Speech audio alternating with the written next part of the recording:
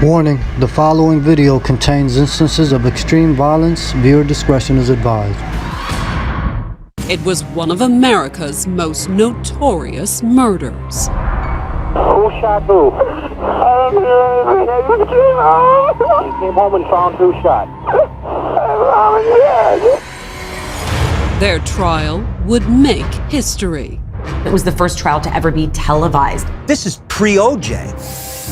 And turn the accused into celebrities. They're two beautiful boys from Beverly Hills. This was a media frenzy. And now, in a special 2-episode event, Snapped takes you inside the story of the Menendez brothers. This was brutal. Assassins, cold-blooded murderers stormed in and in the blink of an eye, totally obliterated their family. The murders sent shockwaves through the exclusive community. These kind of crimes aren't supposed to happen there. It happens in other parts of LA. It does not happen in Beverly Hills.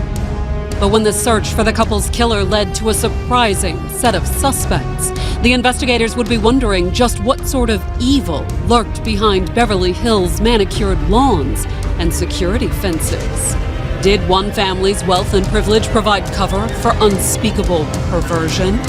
Or were the Menendez brothers monstrous and murderous examples of yuppie greed?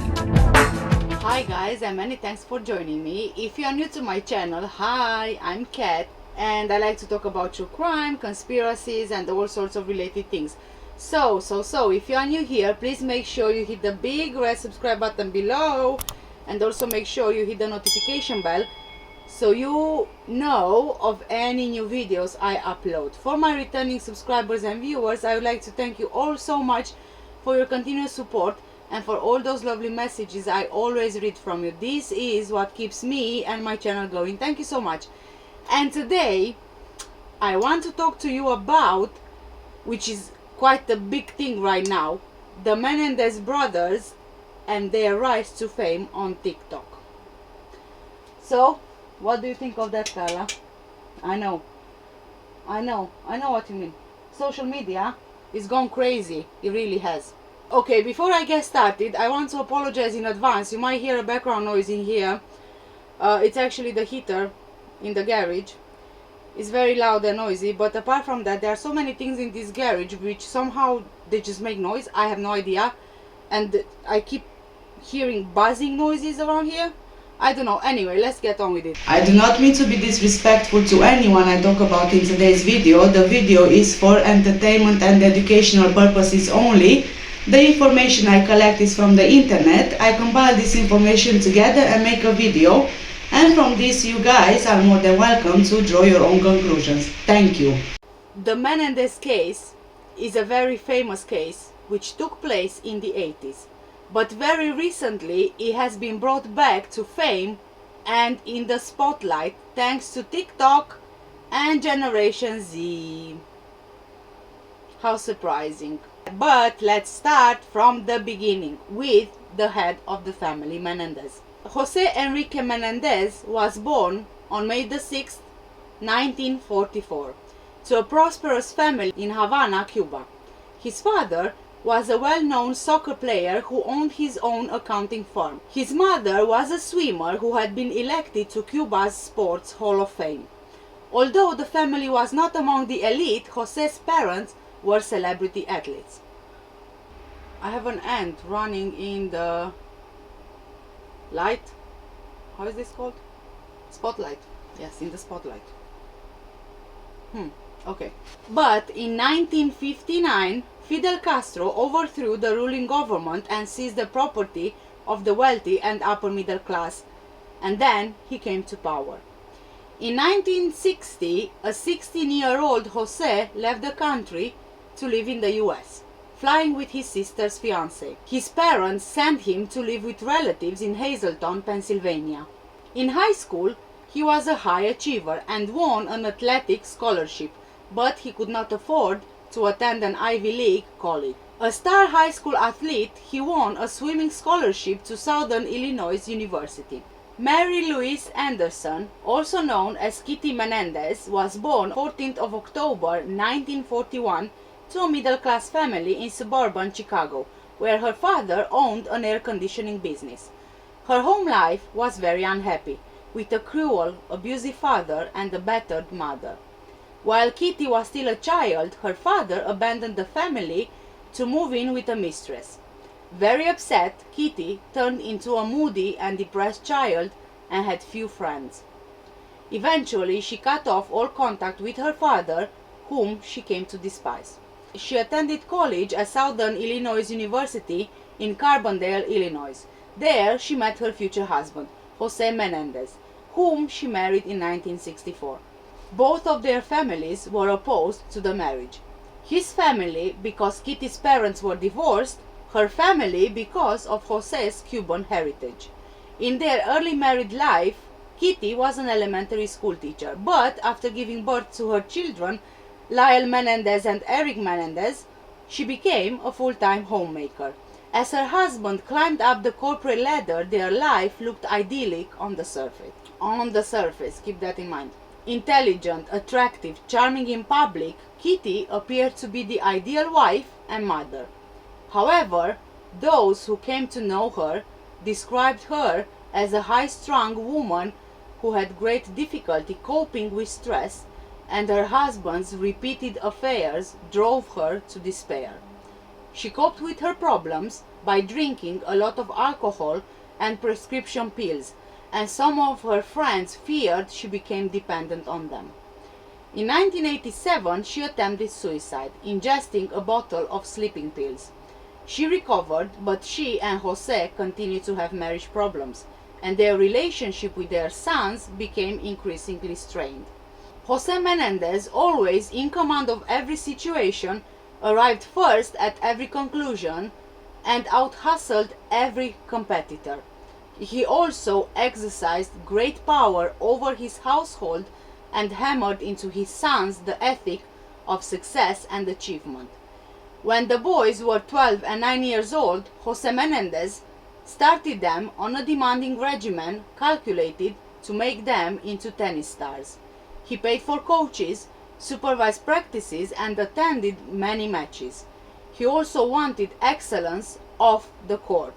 He expected them to be able to hold their own in dinner table discussions of arms control and international politics. And when Jose wanted to make a point to his sons, his lectures could last hours and resemble a business meeting. As the boys grew up, he didn't relinquish control as most parents do. He took great interest in who his sons were dating, how their studies were going, and all the details of their lives. Still, what Jose Menendez wanted for his sons was no more than what many success-oriented families want for their children. If he drove them hard on the tennis... If he drove them hard on the tennis court, yelling and coaching from the sidelines, so do many others. No one can remember Jose Menendez ever striking his sons. If he was tough and prone to lecture, he also hugged his kids frequently to show that he loved them, according to friends and relatives. The boys took much of Jose's advice to heart, but there were signs of rebellion beyond the tennis court, and in the 2 years before the murders, the friction between Jose and his sons worsened, as the brothers engaged in behavior not usually associated with model kids. Lyle was suspended from Princeton for plagiarism in the first term of his freshman year. Eric was accused of committing burglaries one summer, and Lyle clashed with his parents over his problems at school, even over his girlfriends. It was not easy to be a son of Jose Menendez. Jose Menendez was no different in the business world, developing a reputation as a tireless worker with a quick mind and an ability to solve problems. His first job was at the prestigious accounting firm of Coopers and Lybrand.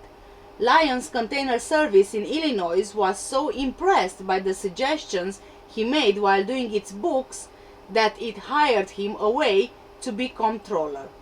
3 years later, he was the company's president, and by the age of 35, he had been named executive vice president in charge of US operations at hers, an RCA Corporation subsidiary.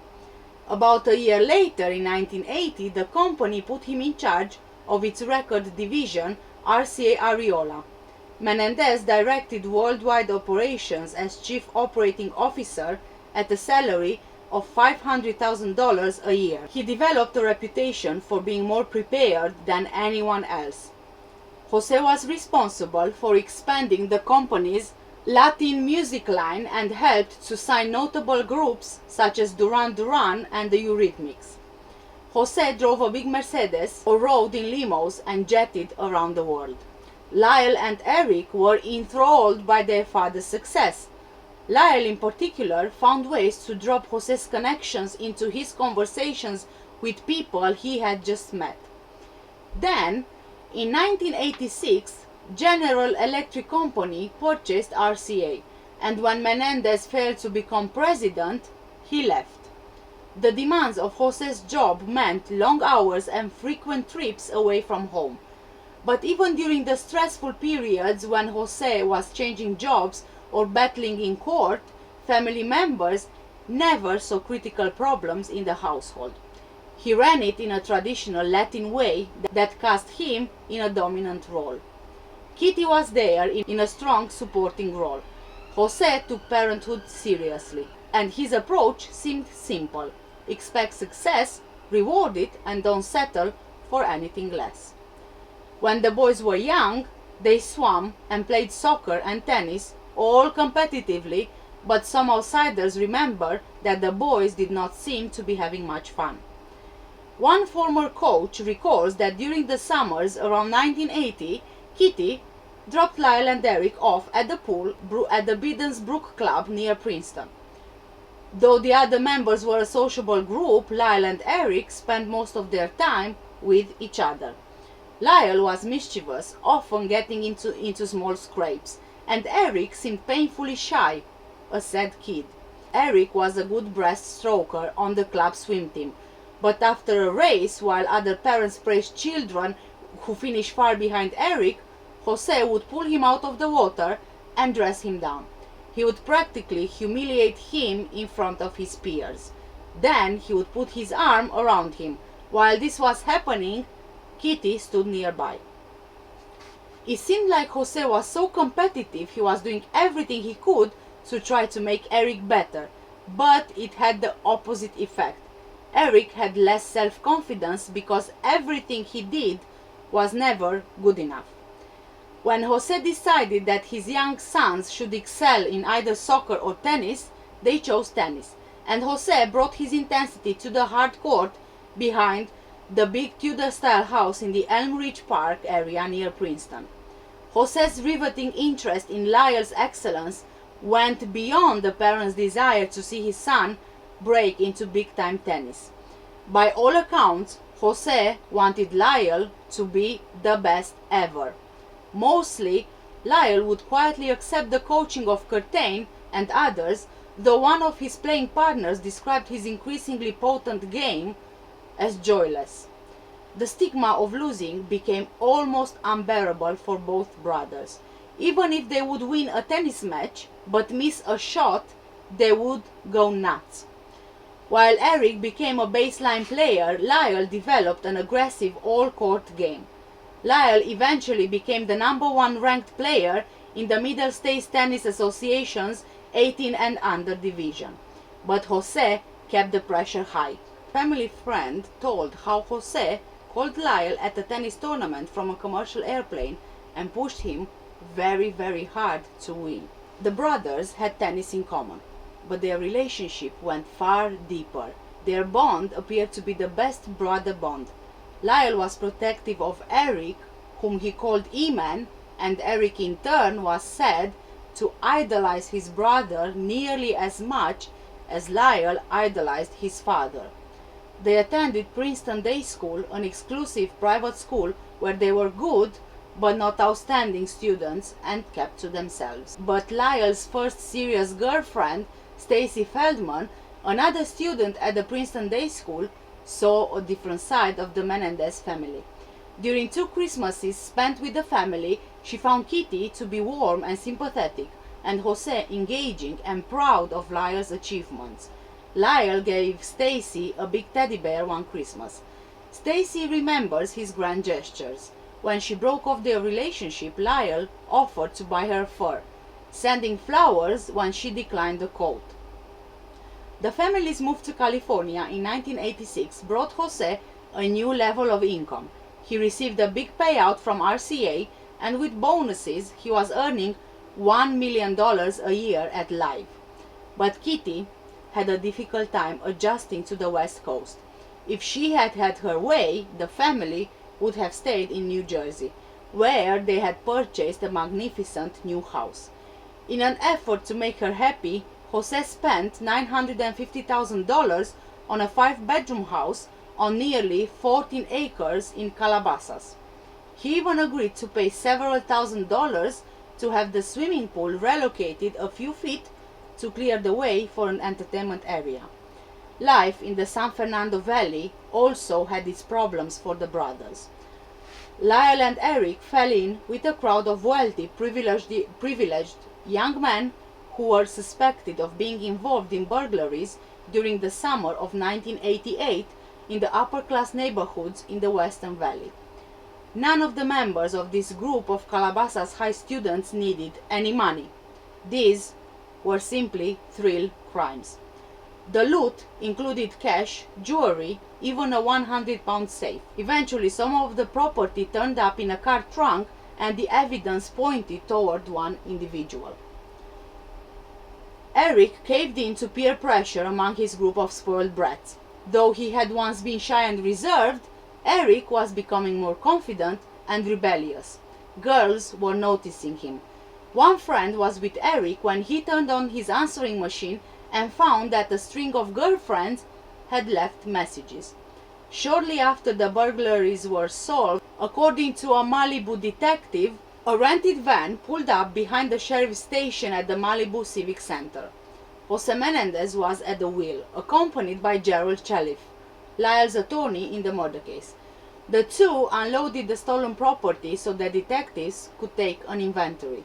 Jose was believed to be livid about this, although he and Kitty hid this chapter of the family's life. Jose made Eric face the music. He was not easy to fool. Even though Eric never served jail time, according to a family friend, he performed community service work with the homeless. But Jose didn't blame Eric alone and complained to associates that he was worried about some of the friends his sons were making. Jose didn't care as much that Eric was involved in the burglaries, but rather he was quite angry that Eric got caught. Not long after the burglaries, the family contacted a Beverly Hills psychologist, Leon Jerome Oziel, who counseled the brothers and their parents. The psychotherapist was to play a sensational role in the murder case when tapes of therapy sessions were seized among rumors that they contained incriminating statements, possibly even a confession by the brothers. Jose decided to leave the area, even though the remodeling job on the Calabasas estate was almost complete, and in October 1988 he bought a 9,000 square foot home in Beverly Hills. He had a pool and of course a tennis court. At Calabasas High, Eric became close to Craig Signorelli, a good-looking young man. Like the Menendez brothers, he was a child of Hollywood. His father was an executive at MGM. When Eric and Craig wanted to escape, they would climb to the top of one of the scrub-covered hills overlooking the Pacific Ocean. There, they could look down on the lights sparkling from Malibu's oceanfront homes and talk on for hours at a time. Sometimes their dreams would take the form of wondering how one might commit the perfect crime. On August the 18th, 1989, Eric and Lyle Menendez purchased shotguns at a Big Five sporting goods chain store in San Diego, over 100 miles away from their family's mansion in Beverly Hills. On August 19th, their parents chartered a yacht and took them shark fishing. Sunday, the 20th of August 1989, was another summer day in Beverly Hills. The Menendez family was up early and on the tennis court. They passed the day lazily until the afternoon when Eric and Lyle made plans to go out. They say they went to see the movie Batman, then stopped at the food fair. They planned to meet a friend late that night, but Eric said he needed his identification card, so they stopped at home. And when they walked into the family room, they came upon a bloody scene they'll never forget.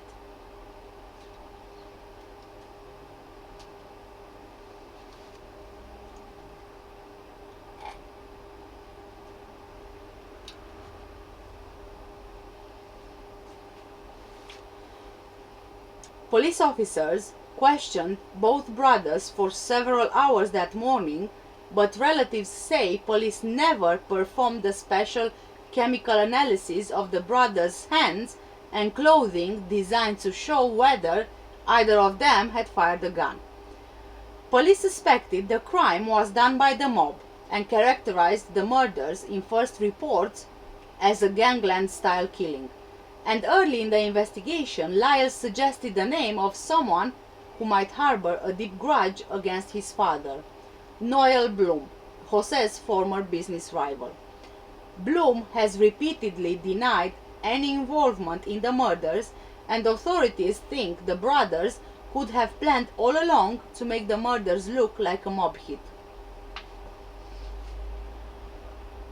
On 20th of August, 1989, Lyle and Enrique Menendez burst into the den of their home and discharged 15 shots into their parents, Jose and Kitty Menendez, while the couple was watching TV on the couch.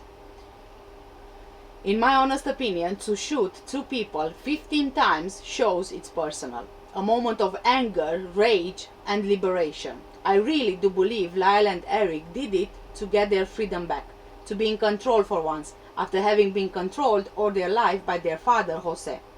It's like keeping someone in a cage and then they escape. I think this was their escape, a planned escape.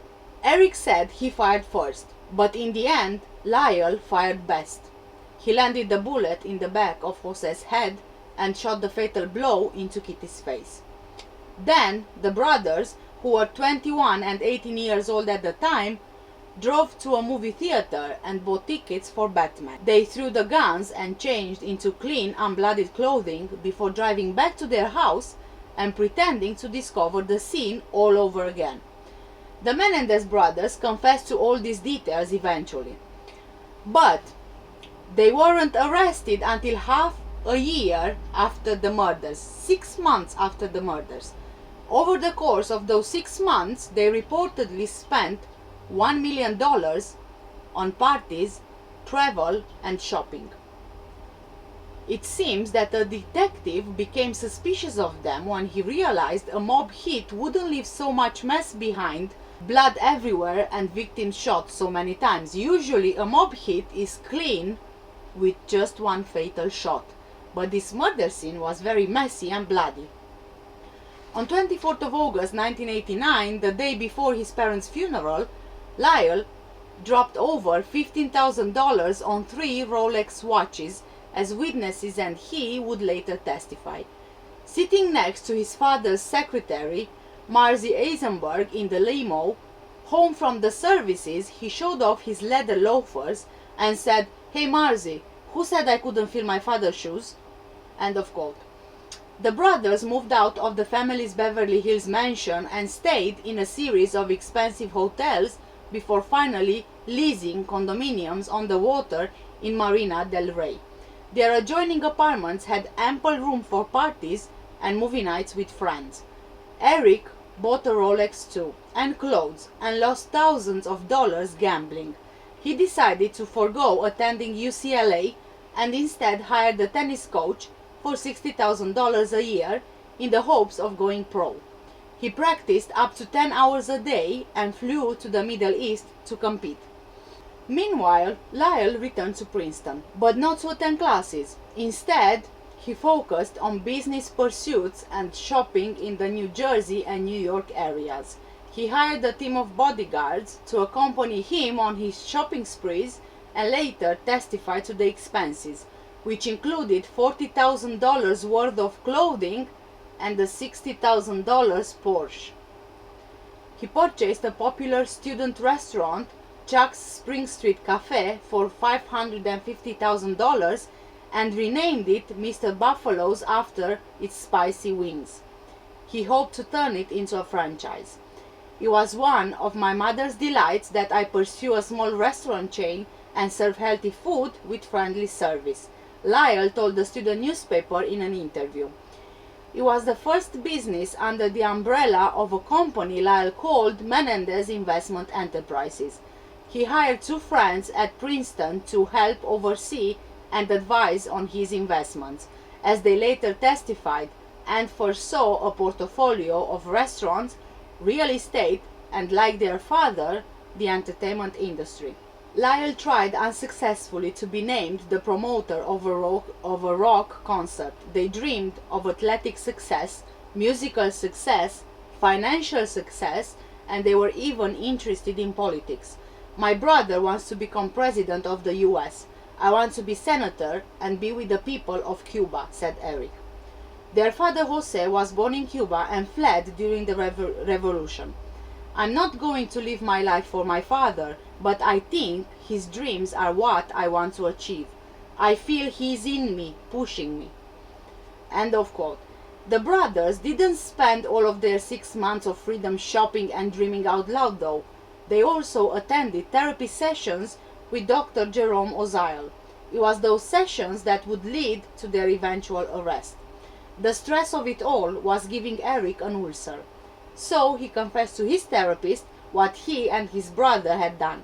Oziel's mistress overheard the taped session and she went to the police. Lyle Menendez was arrested on March 8, 1990 in Beverly Hills. Eric was playing tennis in Israel at the time but came home voluntarily and was arrested on 11th of March. Is it not possible though that it was planned by the therapist and his mistress? He couldn't go himself to the police for obvious reasons, confidentiality, so he asked help from the mistress instead? I find it weird that she overheard at just the right time, you know what I mean? This was an enormous, shocking break in the case, but then it stalled for years. A judge ruled portions of the tapes of the brothers' therapy sessions admissible as evidence, which their attorneys appealed. The battle for the tapes dragged out for 30 months until the Supreme Court of California intervened.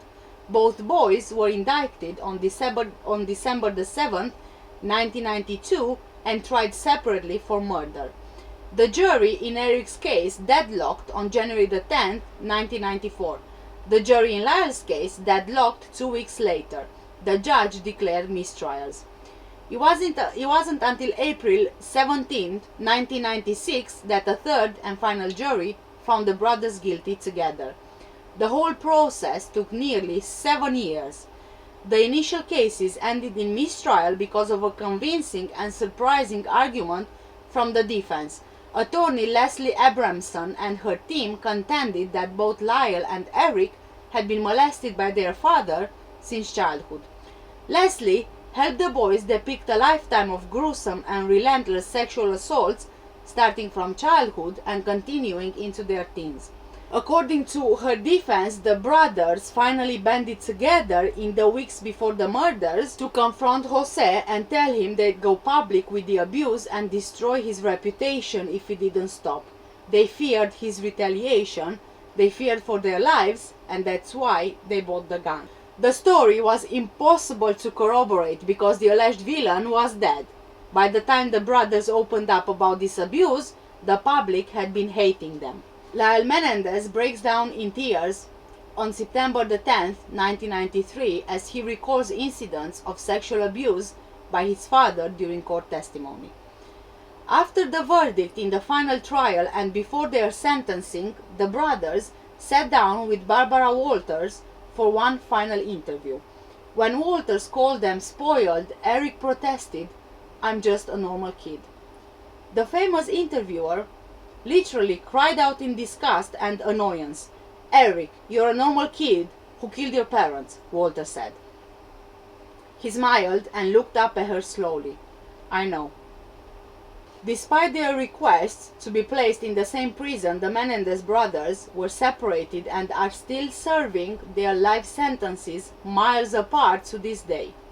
Both got married while behind bars. Lyle got married twice. His first wife was a former model. His current wife, Rebecca Sneed, is a magazine editor turned attorney. Eric married Tammy Secomon, an attractive blonde with whom he'd been exchanging letters for 6 years. The case made minor celebrities out of the brothers as well as the lawyers involved. Bozanic appeared in a 2015 episode of Murder Made Me Famous on the Reels channel and maintained that 20 years later she was still completely convinced that the brothers had made up the sexual abuse. An army of teenagers have learned about a closed 1980s double homicide, and they think the convicted killer's case deserves revisiting. I want to turn now to the Menendez brothers at the center of that notorious 90s murder trial. Behind bars for life, but they're now finding new fame on social media thanks to TikTok stars who are calling for the brothers to be set free. ABC's Diane Macedo with the story. It was a murder trial that captivated the nation. As I went into the room, I just started firing. What was in front of you? My parents. Brothers Eric and Lyle Menendez sentenced to life in prison, admitting to brutally murdering their parents, Kitty and Jose, in their Beverly Hills mansion when the brothers were 18 and 21 years old. They claim the killings followed years of abuse at the hands of their father, but prosecutors say the real motive was their parents' $14 million estate. The whole abuse excuse was a lie. Now a new generation is taking a look at the case. TikTok users, mostly teens, are re-examining videos and details from the case on the social media app, many calling for the brothers to be released from prison. These kids went through some horrible things, and it wasn't right what happened to them. Videos about the brothers have racked up more than 170 million views. The emotion was just so real to me, raw, authentic. I believed it. These kids have a lot of power to shape the cultural narrative. You know, things start trending, and before you know it, you have millions of people that aren't even on TikTok paying attention to this case again. They said they did it because they'd been sexually abused. The question in the trial, if you believe that they were sexually abused, does that lessen their responsibility for murder? Both men have spent the last 31 years behind bars. Now, in a new interview, Lyle is speaking out. You cannot escape those memories. Those ghosts, they never leave you. They always haunt you. You know, there's a part of me that says, you know, I need to get past my childhood, no matter how painful it is. It's just part of the fabric of who I am. And tonight on 2020, we'll take a look at this case like never before with more of that interview with Lyle Menendez, but also home movies and details on the case from the brothers' friends, neighbors, detectives, even jurors. And still, 30 years later, the big question is, was this greed or was this revenge? TJ? All right, Diane, thank you so much. And as she mentioned, you can see much more on the Menendez brothers' newfound TikTok fame in a 2020 special event, Inside the Menendez Movement. It airs tonight, 9 o'clock Eastern, only here on ABC. No member of Gen Z was alive to watch the high-profile court trial of Lyle and Eric Menendez 1989 murder of their parents play out in real time. But many young social media users have recently discovered the sensational case during the current pandemic. Now they are taking to TikTok to express their dismay at Lyle and Eric's life sentences, which they've been serving since their conviction in 1996. And of course, leave it to Gen Z to zero in on the sex appeal. Some are calling them the hottest criminals ever. In addition to the brothers' good looks, many teens are moved by their defense team's argument that for years the men were sexually abused by their wealthy father. Watching someone describe these types of experiences is always very sad and very compelling. An 18-year-old German woman named Jan told ABC News. After YouTube recommended a video of the trial to Jan, she watched it and additional testimonies in full and became an impassioned supporter for the Menendez brothers. She now posts videos of their sexual abuse testimony set to sad music on her TikTok, which has close to 45,000 followers. Numerous accounts have been created for the same purpose, with usernames including Menendez Helper and Menendez Guardians, posting edited trial footage of the men, demanding justice for them and calling them the most attractive murderers in the world. Other members of Gen Z, however, are disgusted by the idea that the brothers deserve justice for their crimes. We must stop romanticizing the Menendez brothers, reads an editorial page in the Los Angeles Times High School Insider. After recounting various reasons the men were given life sentences, the brutal details of the murder, the motivation of their parents' wealth, which they spent tens of thousands of dollars of in the days following the killings, and why their sexual abuse defense is undermined by the siblings' history of being seasoned liars, robbing expensive houses, and being complicit in burglary and grand theft. Oh, there you go, Carla. So, what do you think? I'll tell you what I think. One last thing that I want to add is that I believe, to some extent, either that the brothers were being abused, it was kept hidden as the family had a standing in society, and these things, when made public, bring negative press. But I can't really say it was sexual abuse as they claimed. One thing is certain, and also there's another thing here which, yes, it just crossed my mind now. Jose Menendez was Latino, Cuban. Latino families in general, they have a different style of education and a different way of educating their children. And what nowadays might seem abusive, in those times it was not deemed abusive.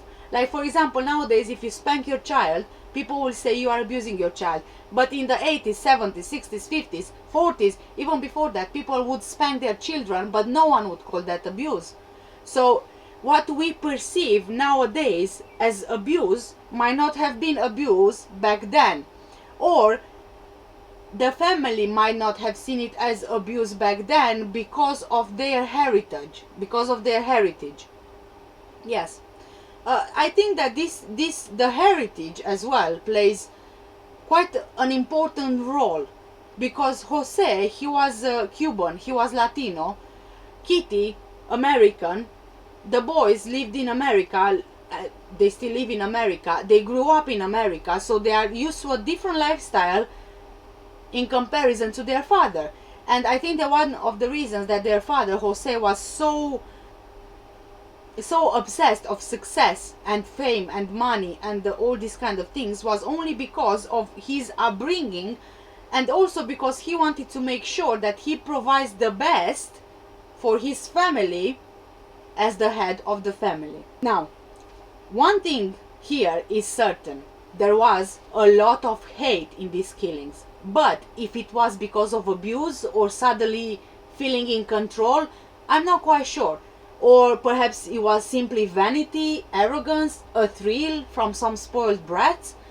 I kind of think though that the cries on the stand at trial didn't really seem that honest. I think that they seemed fake, and they were fake for sympathy, including the outfit choices, the colors of those jumpers. So, was it just a play for the jury? Or was there really a level of abuse? I honestly do not have any idea. Anyway guys, thank you so much for watching today's video. Please let me know what you think in the comments below. Were the Menendez brothers really sexually abused as boys, or was it just an exaggeration and a lie, so they seem so that the jury would be sympathetic towards them, which in a way worked twice, but then the third time it didn't work anymore. Thank you so much for watching today's video. Please take care and stay safe. Bye bye.